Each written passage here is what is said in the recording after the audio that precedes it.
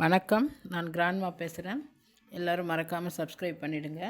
கள்ள சாராயத்தை குடிச்சிட்டு பாதிக்கப்பட்டவர்களை நடிகர் விஜய் நேரில் போய் பார்த்தார். அவர் அரசியல் லாபத்திற்காக தான் போய் பார்த்தார்னு சில பேர் சொல்கிறாங்க. பாதிக்கப்பட்டவர்களுக்காக மற்றவர்கள் எதுவுமே பேசாமல் இருக்காங்க.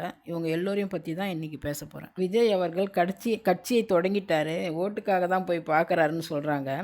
பிக் பாஸ் சீசன் 4 போன அனிதா சம்பத் சொல்கிறாங்க, இராணுவத்தில் செத்தாங்க, விஜய் எதுக்கு அவங்கள பார்க்க போனாருன்னு கேட்குறாங்க.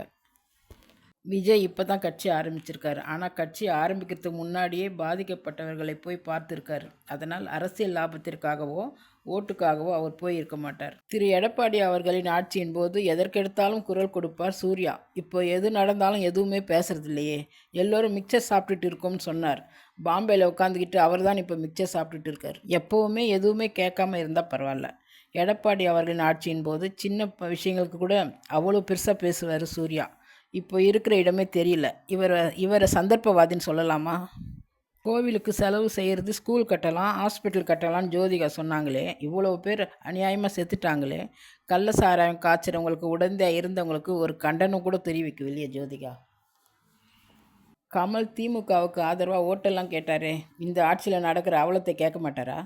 ரிமோட் உடைக்கிறதுக்கெல்லாம் ஒரு கதை சொல்கிறாரு. இத்தனை பேர் செத்து இருக்காங்களே, இதை பற்றி எதுவுமே சொல்ல மாட்டேங்கிறாரே. ஏன்னா இதை பற்றியெல்லாம் அவருக்கு கவலை இல்லை. நீதி நேர்மை நியாயம்னு பேசிக்கிட்டு இன்னும் 2 மாதத்தில் பிக் பாஸ்க்கு வருவார். ரஜினி அவர் கூட இதை பற்றியெல்லாம் பேச மாட்டேங்கிறாரு. ஒரு துளி வேர்வைக்கு 1 பவுன் தங்க காசு கொடுத்தது தமிழ்னு பாட்டெல்லாம் பாடுவார். ஆனால் இத்தனை பேர் பாதிக்கப்பட்டிருக்காங்களே, அவரும் எதுவுமே பேச மாட்டேங்குது. திமுகவோட கூட்டணிகள் கூட வாயை திறக்கலை. கம்யூனிஸ்ட் கட்சி தவிர வேறு யாருமே இதை பற்றி பேசலை. 40க்கு 40 ஜெயிச்சிட்டோம்னு பெருமையாக சொல்லிக்கிறாங்க. பாதிக்கப்பட்டவர்களுக்கு ஆறுதல் சொல்லக்கூட போகலை. நடிகர்களாகட்டும் அரசியல்வாதிகளாகட்டும் மக்கள் இல்லைன்னா இவங்க எல்லாம் யாருன்னு யாருக்குமே தெரியாது. இவங்களை இவ்வளோ உயரத்தில் தூக்கி வச்சிருக்கிற மக்களுக்கு இவங்க செய்கிற கைமாறு இதுதானா? எல்லோரும் சேர்ந்து குரல் கொடுத்தா இந்த மாதிரி கள்ளச்சாராயம் காய்ச்சறதை தடுக்கலாம். பிடிச்சிருந்தால் லைக் பண்ணுங்கள், ஷேர் பண்ணுங்கள், உங்கள் கருத்தை பதிவு பண்ணுங்கள். மறக்காமல் சப்ஸ்கிரைப் பண்ணுங்கள். நன்றி, வணக்கம்.